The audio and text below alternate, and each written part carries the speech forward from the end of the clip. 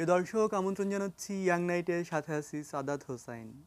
Young নাইটে আজ আমরা কথা বলবো সম্ভাবনা নিয়ে। আসলে ইয়াং নাইট তো সবসময় সম্ভাবনা নিয়েই কথা বলে এবং সেই সম্ভাবনা তারুণ্যের সম্ভাবনা। তাহলে আজকে ইয়াং নাইট একটা বিশেষ যেই সম্ভাবনা নিয়ে কথা বলবে, সেই সম্ভাবনাটা আসলে কি? সেটি হচ্ছে, আমরা সবসময় জানি যে উদ্ভাবনের সাথে সম্ভাবনার একটা সম্পর্ক রয়েছে, যেই সম্পর্কটা আসলে এতটাই অবিচ্ছেদ্য যে পৃথিবীর সভ্যতার ইতিহাস, বিশেষ করে প্রযুক্তিক যে রেভলিউশন ঘটেছে গত কয়েক দশকে, সেখানে দেখা যাচ্ছে যে এই উদ্ভাবনের সাথে সম্ভাবনার সম্পর্কটা মানে ওতপ্রোতভাবে জড়িত। তো আজকে ইয়াং নাইটে আমরা সেই উদ্ভাবনের গল্প বলবো।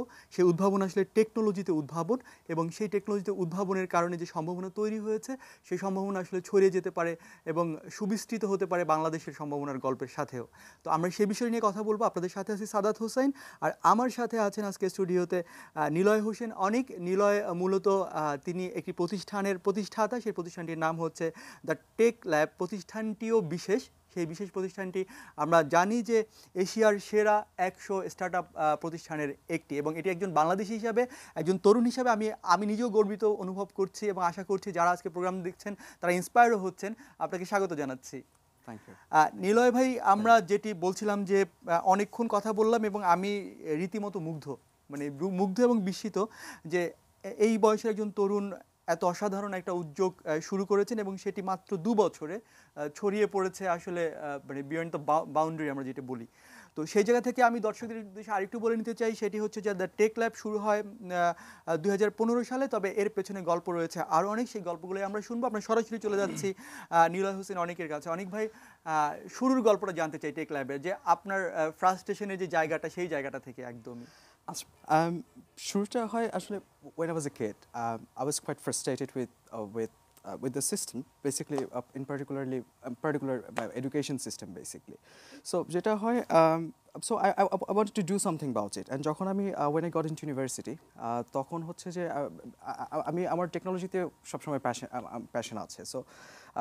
So ওখানে গিয়ে ফ্রাস্ট্রেশনটা আরও গ্রো করে। Basically, I wasn't happy with the way I was being educated. So ওটা থেকে I thought যে I should probably start doing something about it. So ওই জায়গা থেকে basically আমি একটা along with some of my friends, basically we started a project with a group of street kids.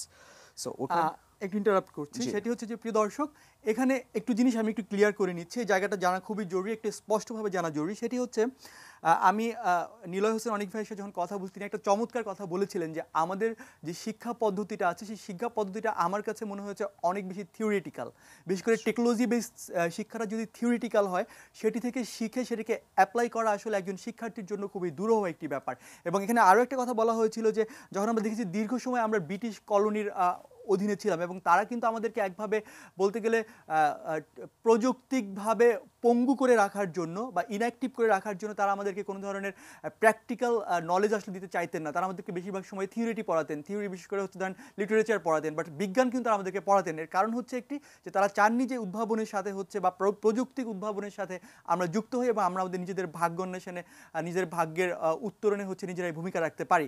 অনিক ভাই এই কথাটি আমাকে বলছিলেন যে উনি যখন পড়ছিলেন, তখন ওনার কাছে মনে হয়েছে যে এই শিক্ষা ব্যবস্থায় কোথাও না কোথাও যেন এরকম একটা হতাশাগ্রস্ততার জায়গা রয়েছে, যেটি পুরোটাই হচ্ছে থিওরির ব্যাপার, যেখানে হচ্ছে প্র্যাকটিসের ব্যাপারটা আসলে নাই। এবং ওই ফ্রাস্ট্রেশনটা থেকে উনি চাচ্ছিলেন যে উনি প্রযুক্তিক জায়গায় কোনো একটা উত্তরণ ঘটানোর জন্য বা কোনো একটা প্র্যাকটিক্যাল ইনোভেশনের জায়গা বা অ্যাপ্লিকেশনের জায়গায় উনি কাজ করতে চেয়েছিলেন। সেখান থেকে শুরু ওনার এই যাত্রা। আমি দুঃখিত, অনেক সময় নিয়ে ফেলেছি, বাট আমি চাচ্ছিলাম যে এই জায়গাটা দর্শকরা আরও স্পষ্ট করে বুঝুক। সো বেসিক্যালি আইডিয়াটা হচ্ছে যে সাঁতার শিখতে হলে you have to get into a pool, ঠিক আছে? লাইক বই পড়ে গুগলে দেখে সাঁতার শেখা যায় না। That was the idea. And so ওই জায়গাটা থেকে আর কি, মানে আই থট যে I should probably start doing something. So ওইখান থেকে লাইক একটা যেটা বলছিলাম যে কিছু ফ্রেন্ডসদের নিয়ে we started a project with a group of street kids ইউনিভার্সিটির সামনে। সো বেসিক্যালি আইডিয়াটা, সেই স্ট্রিট চিলড্রেনরা হচ্ছে যাদেরকে নিয়ে, মানে এটা আরও একটা রিভলিউশনারি চিন্তা যে আপনি ইসলাম চিলড্রেন বা স্ট্রিট চিলড্রেনদেরকে নিয়ে আপনি ভাবছেন যে টেকনোলজি রিলেটেড কাজ করাবেন। এই আগ্রহটা কেন আসলো? It's an innovative idea. Yes. So but difficult to execute. That's true. Yeah. So ওইটা ছিল যে লাইক ওদের সাথে ইন্টারঅ্যাক্ট করার পরে দেখি যে মানে ওদের মধ্যেও বেশ কিছু অ্যামেজিং কিছু একটা ছেলে idea বাচ্চা কি যেন বলেছিল আপনাকে? সো ওয়ান ডে মানে ওখানে একটা বাচ্চা ছিল, হি কেম টু মি যে said যে ও রকেট বানাতে চায়, okay. ও পাখির মতো উঠতে That's চায়। interesting. that was an eye opener. তো তারপরে যেটা হয় আমি হচ্ছে যে আমরা ওদের লাইক ওকে রকেট সায়েন্সের উপর বিভিন্ন ডকুমেন্টারি দেখানো, লাইক বিভিন্ন এভিয়েশনের থিওরিজ ট্রাই করা, সো এরকম কিছু প্রজেক্ট। বেসিক্যালি আইডিয়াটা ছিল যে প্রত্যেকের আলাদা আলাদা ড্রিম বা প্যাশন আইডেন্টিফাই করে ওদেরকে হেল্প করা টু পারসু দ্যাট। আচ্ছা আচ্ছা। সো ওইরকম কিছুদিন যাওয়ার পর we have to stop that because of lack of financial backing. So ওইটাও ছিল মানে আরেকটা মানে আই ওপেনিং এর জায়গা। সো ওখান থেকে মানে লার্নিংও ছিল আসলে, ডেফিনেটলি বিগ লার্নিং। আইডিয়াটা ছিল যে when I was starting যে মানে আমি জানতাম না যে আসলে কিভাবে করে, আই হ্যাড দিস আইডিয়া যেটা ওইরকম কমপ্লিট ছিল না, বাট তারপর এটা কিভাবে ইমপ্লিমেন্ট করা এন্ড অল, মানে ওইটা লাইক সবকিছু হ্যান্ডস অন। তখন আপনি ইউনিভার্সিটিতে ভর্তি হয়েছেন? ইয়েস। সো জাস্ট পরে ইনিশিয়েটিভটা ছিল হচ্ছে স্কুল গোয়িং কিডসদের নিয়ে। ওখানে দেয়ার ওয়্যার ডিফারেন্ট সাবজেক্টস। আইডিয়াটা ছিল যে ওরা নিজেদের ইন্টারেস্ট থেকে মানে এক একটা সাবজেক্ট চুজ করে ওরা পড়বে। ওখানে কম্পিউটার সায়েন্স ছিল, সাইকোলজি ছিল, আর্কিটেকচার ছিল অ্যান্ড অল, বাট ওইটাও ওয়ার্কআউট করে না বিকজ ইট ওয়াজন্ট কনভিন্সিং মানে টু দ্য প্যারেন্টস। তো ওইটাও অফ করে দিতে হয়। তারপর থট যে একটা পার্টিকুলার জায়গায় ফোকাস করা উচিত, দেন রোবোটিক্সে ফোকাস করে we started another project. So ওইটাও একটা ভালো যাচ্ছিল, but it didn't work out either because things were not going well with my investors. So we had to stop that as well. তো তারপরে হচ্ছে 2015 এর কথা। তো 2015 এ হচ্ছে I was literally broke. যা কিছু ছিল মোটামুটি মানে I had nothing. তো তারপরে I rented a place in Niketan. ওইটা মানে একটা প্লেস নেই, জাস্ট উইদাউট এনিথিং। তারপরে আর কি মানে I just phone call group of people, ওখান থেকে কয়েকজন রেসপন্ড করে, তারপর ওদেরকে নিয়ে বেসিক্যালি আমরা we started the tech lab on September 2015। আচ্ছা, আবার একটু দর্শকদের সাথে কথা বলে নিতে চাচ্ছি। সেটি হচ্ছে যে দ্য টেক ল্যাব এখন পর্যন্ত যে কাজগুলো করেছে মাত্র 2 বছরে, 4 বছরে হচ্ছে টেক ল্যাব মানে যেটি বললাম যে 2015-তে, 2015-তে, তার মানে 2 বছরে হচ্ছে 4 বছর আগে এটির একটা ভাবনা আসলে ছিল অনেক ভাইয়ের মাথায়। সেই ভাবনাটার আসলে এক্সিকিউশন আমরা দেখতে পাই 2015 সাল থেকে। তো সেই জায়গায় যেহেতু হচ্ছে এটি নিয়ে এদের টেক ল্যাবকে নিয়ে হচ্ছে আমরা জানি যে আল জাজিরা টেলিভিশন প্রোগ্রাম করেছে এবং একই সাথে এটি স্বীকৃত হয়েছে এশিয়ার সেরা 100 স্টার্টআপ কোম্পানি হিসাবে। শুধু তাই নয়, টেক ল্যাবের 8 থেকে 14 বছরের বাচ্চারা এখানে পড়াশোনা করে এবং তারা রোবটের মতো জিনিসও তৈরি করে ফেলেছে এবং যেটি অসাধারণ, সেই বিষয়টি আলোচনা আমরা শুনবো। তার আগে একটু বলতে চাই যে যারা আজকে এখানে পিতামাতা আছেন বা তরুণ যারা আছেন, যারা ছোটো ভাই বোনেরা রয়েছে, তারা চাইলে টেক ল্যাবে আপনাদের বাচ্চাদেরকে বা ছোটো ভাই বোনকে পাঠাতে পারেন যাদের প্রযুক্তির প্রতি অনেক আগ্রহ রয়েছে। আপনারা যোগাযোগ করতে পারেন নিকেতন গুলশানে তাদের অফিস রয়েছে, গুলশান 1-এ। এছাড়া দ্য টেক ল্যাব নামে ফেসবুকে তাদের একটা পেজ রয়েছে, সেখানেও আপনারা যোগাযোগ করে তাদের সাথে বাচ্চাদেরকে ইনভলভ করাতে পারেন। আরেকটি ইনফরমেশন দিয়ে নিচ্ছি, সেটি হচ্ছে যে টেক ল্যাব এটি কিন্তু আফটার স্কুল একটা প্রজেক্ট। সেটি হচ্ছে যে স্কুল শেষে বাচ্চারা এখানে এসে পড়ে এবং এটি একটি 1 বছরের কোর্স। মজার ব্যাপার হচ্ছে 1 বছর পড়াশোনা শেষ হয়ে গেলে এখান থেকে হয়তো তাদের ট্যালেন্ট অনুযায়ী বা মেরিট অনুযায়ী এখান থেকে অনেক স্টুডেন্টরা হচ্ছে 8 বছরের বা 9 বছরের বা 10 বছরের একটা ছেলে বা একটা মেয়ে হয়তো আবার তার চেয়ে কম বয়সী বাচ্চাদের টিচার হিসাবে এখানে কাজ করে। সেই সুযোগটি আসলে এখানে রয়েছে। তো যেটি বলছিলেন যে এই যে ইনোভেশনগুলো, এখানে 3টা জিনিস আপনারা কাজ করেন, প্রোগ্রামিং, ইলেকট্রনিক্স আর রোবোটিক্স। তো রোবোটিক্সটা দিয়ে হচ্ছে তখন বলছিলেন যে রোবোটিক্সটা হচ্ছে শুরুর জায়গাটায় একটা ব্যাপার ছিল যেটি দিয়ে আপনারা শুরু করেছিলেন। এখন কি অবস্থায় রয়েছে এই মুহূর্তে? আচ্ছা, সো বেসিক্যালি আমাদের 1 বছরের একটা প্রোগ্রাম আছে। ওখানে হচ্ছে বেসিক্যালি আমরা 6 থেকে 15 বছর বয়সী বাচ্চাদের প্রোগ্রামিং, ইলেকট্রনিক্স অ্যান্ড রোবোটিক্স 3টা জিনিস আমরা শেখাচ্ছি। সো ফার্স্টে হচ্ছে যে আমরা সব কিছুরই বেসিক্স দিই।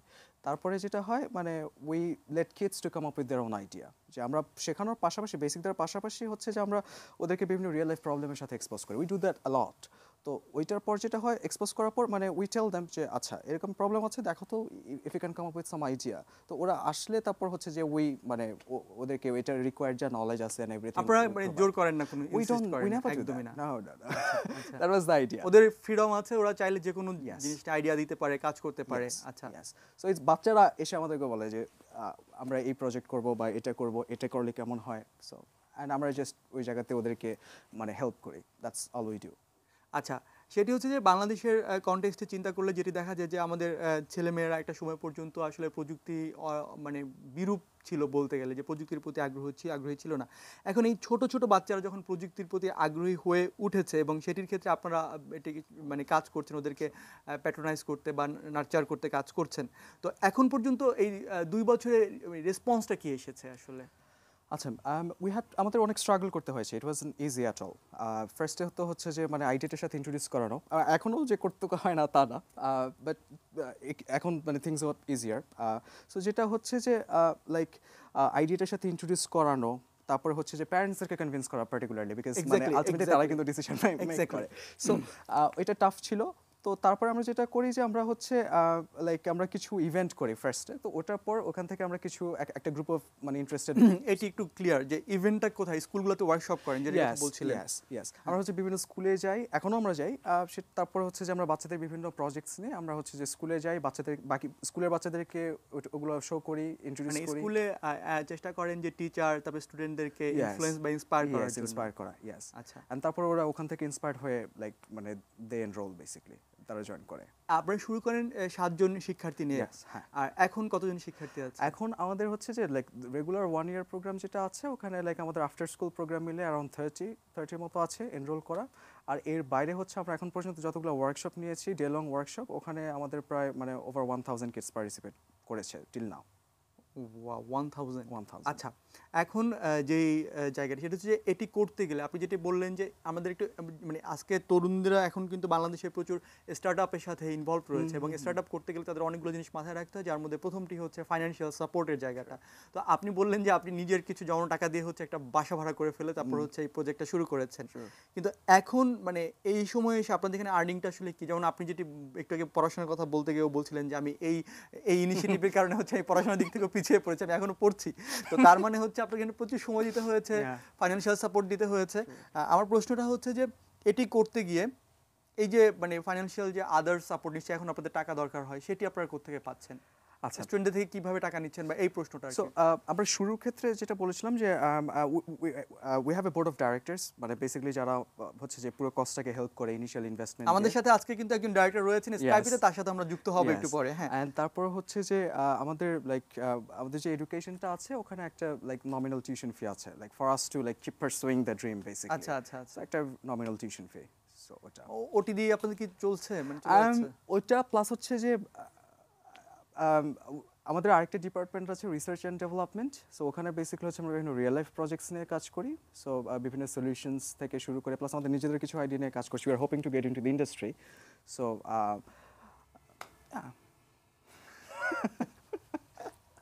আচ্ছা আচ্ছা, সেটি হচ্ছে যে আমরা একটা রোবটের কথা শুনেছি যেটির নাম হচ্ছে দুর্বার। জি, এই রোবটের আইডিয়াটা একটু মানে আমার কাছে এটি এখন পর্যন্ত মানে যেটি খুবই আগ্রহোদ্দীপক ছিল আমার জন্য, আমি চাচ্ছি যে একটু বিস্তৃতভাবে দর্শকদের বলেন যে এটির আসলে আইডিয়াটা কিভাবে এসেছে এবং এটা কি করবে। আচ্ছা, দুর্বার হচ্ছে একটা হিউম্যানয়েড রোবট, মানে মানুষের মতো দেখতে। ওটা হচ্ছে এটা নিয়ে কাজ করছে হচ্ছে 6 জন বাচ্চার একটা টিম, ওরা মোস্টলি 8 থেকে 14 বছর বয়সের মধ্যে। সো আইডিয়াটা ছিল এরকম যে একটা অ্যাসিস্ট্যান্ট রোবট ক্রিয়েট করা, যেটা হচ্ছে যে হাউসহোল্ড কাজ থেকে শুরু করে অফিসের বিভিন্ন কাজে হেল্প করবে, ফ্রম বেবি সিটিং টু অফিসে হচ্ছে রিসেপশনিস্ট হিসেবে, গেস্ট গ্রিট করা হিসেবে, স্ট্রেঞ্জার ডিটেক্ট করা জন্য, রেস্টুরেন্টে ফুড সার্ভ করার ক্ষেত্রে। সো জাস্ট একটা অ্যাসিস্ট্যান্ট রোবট ক্রিয়েট করা। So that was the idea. And ওটা আমরা এখন পর্যন্ত সোফার ফার্স্ট 2টা প্রোটোটাইপ আমরা ডেভেলপ করেছি আর কি। এখন হচ্ছে 3rd ভার্সনটা নিয়ে কাজ করছি। সো আচ্ছা, একটা রোবট তৈরি করে এটা কি মানে ফাইন্যান্সিয়ালি অনেক এক্সপেন্সিভ একটা জিনিস না? ইট ইজ, ইয়া। তাহলে এখানে আপনাদের ইনভেস্টমেন্টটা কি হচ্ছে এখানে? সো ওয়েল, কি বলে যেটা বলছিলাম যে আমাদের তো লাইক স্ট্রাগল চলছে মোরলেস। ইয়েস, মানে এরকম কি হয় যে দেশের ধরেন কর্পোরেট বড় কোনো হাউস যাদের কাছে আপনারা যান বা ফান্ডিংটা করার জন্য আপনারা আসলে কোন ধরনের প্রসেসের মধ্যে দিয়ে যাচ্ছেন বা আপনাদের ভাবনাটা আসলে কি? কারণ এটা রোবট তৈরি করা আসলে এক্সপেন্সিভ একটা জিনিস। জি। তো সেখানে সো আমরা যেটা করছি যে আমরা নিজেরাই আসলে first of all self sustainable হওয়ার চেষ্টা করছি। বেসিক্যালি হচ্ছে যে like because of the experience I had, so ওটার পর থেকে লাইক টেক ল্যাবে এখন আমরা যারা আছি, মানে all my colleagues and board of directors ওনারা হয়তো they're very passionate. অ্যান্ড হচ্ছে যে তারা মানে ট্রু বিলিভার, যে আমরা যে ড্রিমটা ওয়ান ডে থেকে উই উইল যে ড্রিমটা থেকে স্টার্ট করেছি, মানে ওটা তারা they believe in it. So আমরা ওই তো মানে উই আর ওয়ার্কিং, আমরা নিজেরাই চেষ্টা করে দেখছি। ওকে অনিক ভাই, আমরা একটা ছোট্ট বিরতি নেওয়ার সময় চলে এসেছি। বিরতির পরে আমরা আবার আসছি। প্রিয় দর্শক, কোথাও যাবেন না, আমরা কথা বলছিলাম টেকনোলজি নিয়ে এবং টেকনোলজির সম্ভাবনা নিয়ে। সেই জায়গাটিতে আজকে যে আলোচনাটা, আমি মনে করি যে সেই আলোচনাটা আসলেই উদ্ভাবন এবং সম্ভাবনা, এই তারুণ্যকে মিলিয়ে এই তিনটি জায়গাকে হচ্ছে চমৎকারভাবে সামনে নিয়ে এসেছে। আলোচনার বাকি অংশ আমাদের সাথেই থাকবে আশা করে। ছোট্ট একটা বিরতির জন্য ফিরে আসছে।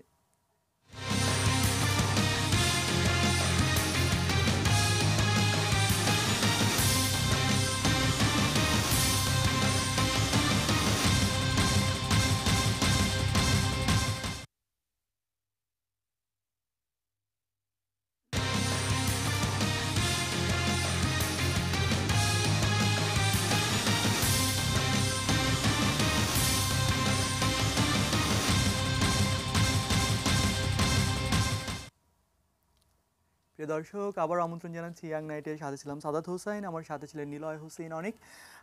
অনিক ভাই হচ্ছেন প্রতিষ্ঠাতা দ্য টেক ল্যাব, এবং আমরা বলছিলাম যে আমাদের সাথে যুক্ত হবেন আরও একজন মানুষ, তিনি হচ্ছেন টেক ল্যাবের ডিরেক্টর ফাহিম ফারুক। আমরা ফাহিম ফারুকের কাছে যাচ্ছি। ফাহিম ভাই, শুনতে পাচ্ছেন আমাদেরকে? জি, শুনতে পাচ্ছি। কেমন আছেন? হ্যাঁ ভালো। ফাহিম ভাই, আপনাকে স্বাগত জানাচ্ছি। জি, জি, জি, সালাম। আসসালাম। ফাহিম ভাই, আশা করি যে আমাদের আলোচনার বাকি অংশ আপনি নিশ্চয়ই শুনেছেন। আমরা সেই আলোচনার প্রসঙ্গ ধরেই এখন একটা বিষয়ে কথা বলতে চাই। সেটি হচ্ছে যে অনিক ভাই যেটি বলছিলেন যে বাচ্চাদের নিয়ে আপনাদের এই স্টার্ট আপটার শুরু আসলে, এবং সেখানে আপনারা এখন পর্যন্ত ফ্যান্টাস্টিক, আমি বলবো এটা একটা ইনোভেটিভ ভাবনা, যেমন তেমনি এটি আসলে একটি সম্ভাবনাময় জায়গা। সো সেই জায়গা থেকে বাচ্চারা নিশ্চয়ই ভালো করবে, এবং বাচ্চাদের ওই বয়সটা থেকে যদি টেকনোলজির প্রতি আগ্রহী হয়ে উঠতে পারে, সেটি আসলে ভবিষ্যতে আরও অনেক বেশি শক্তিশালী একটি দিক হয়ে উঠবে। কিন্তু তার বাইরেও আমাদের প্রশ্ন হচ্ছে, ধরুন আপনাদের কি সিনিয়রদের নিয়ে, যারা কিনা বয়সে আরও বেশি বড়, তাদের নিয়ে আপনাদের কি আরও কোনো ভাবনা রয়েছে কিনা? ডেফিনেটলি ভাবনা আছে। আমরা ইনফ্যাক্ট এটা আমি নীলার সাথেও আলোচনা করছি যে আমরা চাই যে ইউনিভার্সিটি থেকে ওয়ার্কিং প্রফেশনালস যারা নতুন স্কিলস ডেভেলপ করছে, কারণ আজকাল এত টেকনোলজি বেসড কাজ হয়ে গেছে, আনলেস এই স্কিলটা যদি না থাকে নেক্সট 5 to 10 years এর মধ্যে হি উইল বিকাম অবসোলিট। তো আমরা চাচ্ছি যে ইভেন্চুয়ালি ওয়ার্কিং প্রফেশনাল যারা যে কোনো ডিপার্টমেন্টই হোক, মার্কেটিং হোক, বিজনেস হোক, ইঞ্জিনিয়ারিং হোক, ওনারা যেন এই স্কিল ডেভেলপমেন্ট হিসেবে অথবা ক্যাপাসিটি বিল্ডিং হিসেবে under we want to facilitate them. তাতে যেটা হবে কি, ওরা ওদের ক্যারিয়ার পাথটাকে যদি চিন্তা করে, কারণ ওরা যদি এখন স্কিলটা যদি না অ্যাকোয়ার করে এখনই, ওইটা পরে নেক্সট কাপল অফ ইয়ার্স এর মধ্যে কিন্তু ওরা পরে আর আগাইতে পারবে না কাজে। তো এটা সামথিং দ্যাট আমরা ইমপ্রুভ করতে চাই, এন্ড ওয়ার্কিং প্রফেশনালদের আমরা আলাদা কেটার করে দিতে চাই যে এইটা জানলে নেক্সট কাপল অফ ইয়ার্স এর জন্য দে উইল বি সেট চাকরিতে, স্পেশালি আর ক্যারিয়ার। ইনফ্যাক্ট বিজনেস এখন যেহেতু সব টেকনোলজিতে চলে যাচ্ছে আসলে, তো এটা সামথিং আমরা মনে করি ইম্পর্টেন্ট। আমরা চাই ওয়ার্কিং প্রফেশনাল যেন ইনভলভ হোক আসলে এটাতে। ফাহিম ভাই, এখানে আমার আরেকটা প্রশ্ন আছে, এবং সেটি আসলে এই প্রতিষ্ঠানটির সাস্টেনেবিলিটির সাথে খুবই মানে অনিবার্যভাবে জড়িত।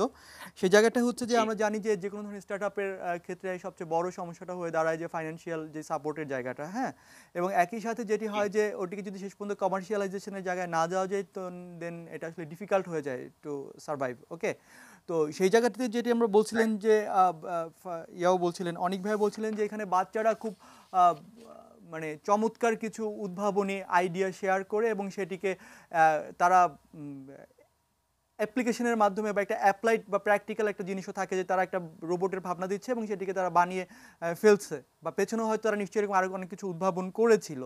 তো এই যে এখন দুর্বার যে রোবটটা আছে, সেটি ছাড়াও কি এই ধরনের আরও উদ্ভাবন কি তারা বাচ্চারা আগে করেছে? এটা আসলে নিলয় আরো বেটার বলতে পারবে। আমি যেটা যতটুকু আমি জানি, আমি ফিজিক্সে যতটা প্রজেক্ট দেখেছি বাচ্চাদের মধ্যে, ডেফিনেটলি আরো অনেক প্রজেক্ট করেছে, বাট দ্য প্রজেক্ট স্কেলটা এখন অনেক স্মল স্কেলে, এরকম লার্জ স্কেল যে অনেক ফান্ডিং লাগবে, অনেক টাকা লাগবে যে এত বড় রোবট করাটা। দুর্বর আমাদের কাছে, আমি যেটা মনে করি, দুর্বর is one of our most expensive and in fact more complicated projects that অন্য যে প্রজেক্টস যেটা বাচ্চা করেছে। মানে আপনারা এটা কিভাবে ম্যানেজ করবেন, যে এই যে বললেন যে অনেক এক্সপেন্সিভ একটা মানে প্রজেক্ট, সো কিভাবে ম্যানেজ করবেন এটি? এটা আসলে আমরা নিলয় যেটা বলেছে, আমরা নিজে চেষ্টা করতেছি নিজের ফান্ড থেকে, মানে আমাদের ব্যক্তিগত টিউশন থেকে উদ্যোগ বা আমাদের, থেকে। এক্স্যাক্টলি এক্স্যাক্টলি টোটালি এক্স্যাক্টলি ওকে আমরা ফাহিম ভাই। ফান্ডিং এর জন্য, জি, জি, জি।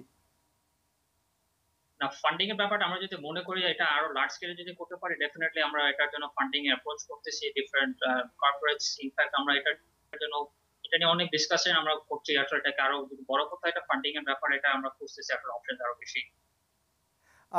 ওয়েল ফাহিম ভাই ধন্যবাদ। আমরা একটু যাচ্ছি নিলয় ভাইয়ের কাছে। সেটি হচ্ছে নিলয় ভাই, যেটি উনি বলছেন এখানে আমার আরও একটা কিউরিসিটির জায়গা, সেটি হচ্ছে যে আমাদের শেষ পর্যন্ত আসলে কমার্শিয়ালি সাকসেসফুল হওয়াটা আসলে অনেক অনিবার্য হয়ে ওঠে কোনো একটা স্টার্ট আপ কোম্পানিকে সাস্টেইন করানোর জন্য, সার্ভাইভ করানোর জন্য। তো সেই জায়গা থেকে কি এরকম, মানে যেমন উনি যেটি মানে আনসারটা হয়তো ভাবে উনি জানা নেই ওনার, যে এখন পর্যন্ত যেসব বাচ্চারা এখানে কাজ করেছে এই দুর্বারের আগে কি আরও কোনো ধরনের মানে উদ্ভাবন রয়েছে?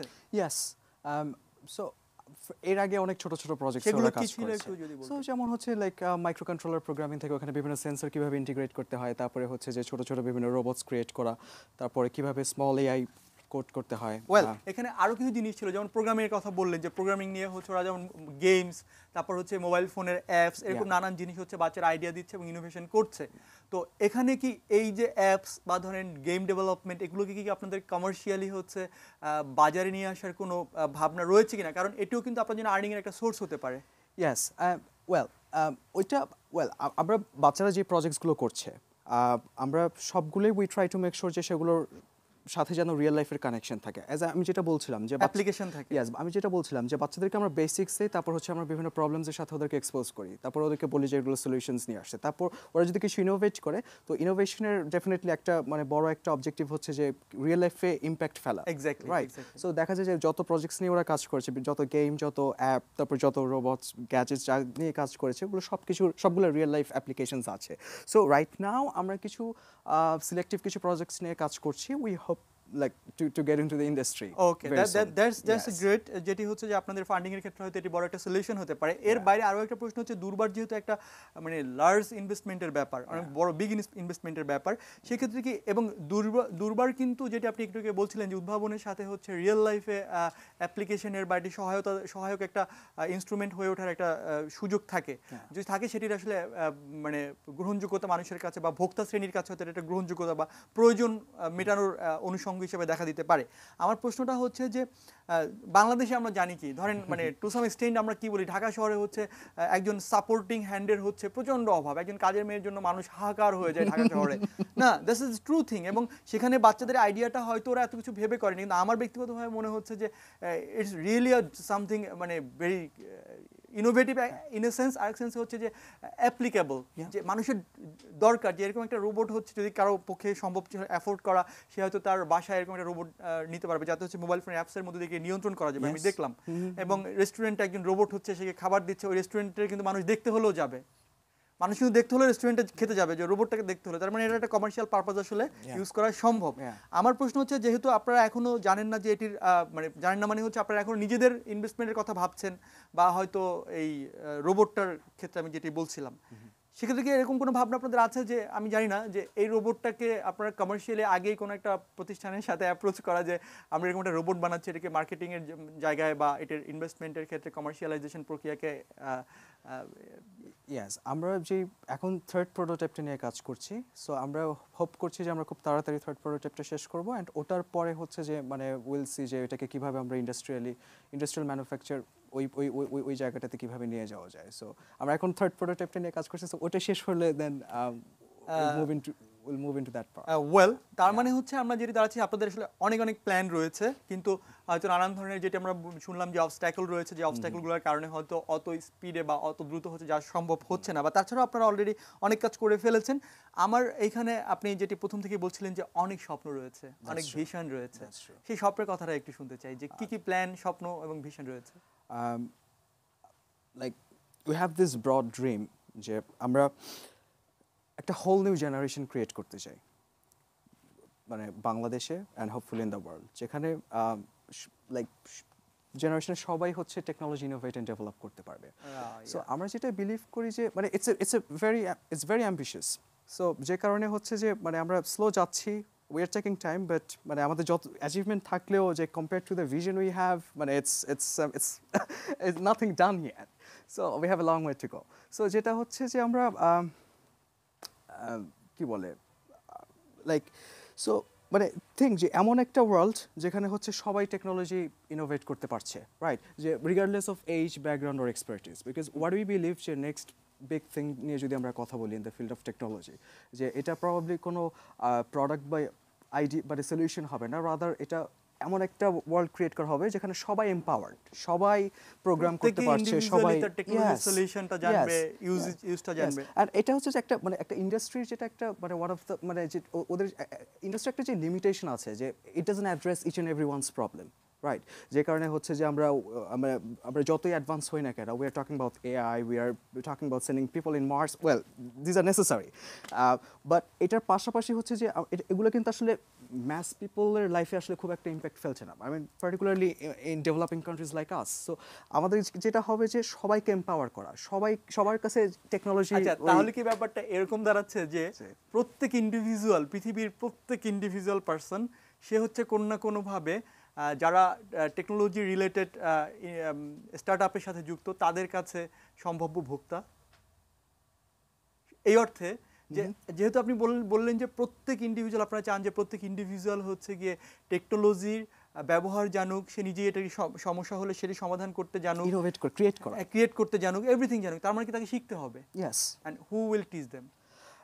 সো যেটা থেকে এটা একটা ইন্ডিভার যেটা আমরা নিচ্ছি আর কি, যে আমরা বাচ্চাদেরকে আমরা টিচ করা স্টার্ট করেছি, রাইট? সো আমরা হচ্ছে যে ঢাকা থেকে স্টার্ট করেছি, বাট যেটা বলছিলাম যে আমাদের লাইক আমরা হোপফুলি মানে সারা দেশে আমরা এক্সপ্যানশনের প্ল্যান আছে, অ্যান্ড তারপরে দেশের বাইরেও ইনশাল্লাহ যাবেন। এবং আমি স্বপ্ন দেখি এবং আপনাদের জন্য শুভকামনা যে নিশ্চয়ই আপনারা ছড়িয়ে দিতে পারবেন এটি দেশে এবং দেশের বাইরে আরও বিস্তৃত পরিসরে। শেষ 30 সেকেন্ডের মধ্যে দর্শকদের উদ্দেশ্যে কিছু বলতে চাইলে 30 সেকেন্ড। আচ্ছা, সো যেটা বলছিলাম যে so we'd like to invite everyone to join our journey towards creating a better world, and হচ্ছে যে লাইক যে কোনো বড় জিনিসই লাইক it needs মানে everyone like united, right? So আমরা সবাইকে লাইক ইনভাইট করতে চাবো, অ্যান্ড হচ্ছে যে লাইক প্যারেন্টসদেরকে particularly like if you are watching this now, যে লাইক আপনি যদি like if you have kid এবং তার যদি আগ্রহ থাকে, আর হচ্ছে যে যদি আগ্রহ নাও থাকে, like I would highly recommend যে আমরা যা যা করেছি, বাচ্চাদের যা যা কাজ ওরা করেছে ওগুলো একটু দেখা, বাচ্চাদেরকে দেখানো, একটু ইন্সপায়ার করা, and if the kid gets inspired, so probably. Niloy Hossain, অনেক অনেক অনেক ধন্যবাদ আমাদের সাথে যুক্ত হওয়ার জন্য। আমাদের অনুষ্ঠানের সময় একদম শেষ। আমরা একই সাথে ধন্যবাদ জানাচ্ছি ফাহিম ফারুককে আমাদের সাথে স্কাইপের মাধ্যমে যুক্ত হওয়ার জন্য। প্রিয় দর্শক, যারা এতক্ষণ আজকের এই প্রোগ্রাম দেখলেন, আশা করছি তারা এই প্রোগ্রামটির মধ্য দিয়ে একটি নতুন ভাবনার সাথে পরিচিত হতে পেরেছেন, এবং যেই ভাবনাটি উদ্ভাবনের মাধ্যমে সম্ভাবনাকে ছড়িয়ে দেওয়ার বার্তা দিচ্ছে তরুণদের মধ্যে। এবং যেটি বললেন যে একদমই বাচ্চাদের দিয়ে শুরু করা হয়েছে, কারণ সেই বাচ্চারা হয়তো একটা সময় হয়ে উঠবে আরও একজন শিক্ষক এবং আলো ছড়িয়ে দেওয়ার আলোকবর্তিকা। সবাইকে শুভেচ্ছা জানিয়ে, শুভকামনা জানিয়ে শেষ করছি। ভালো থাকবেন, সুস্থ থাকবেন, শুভরাত্রি।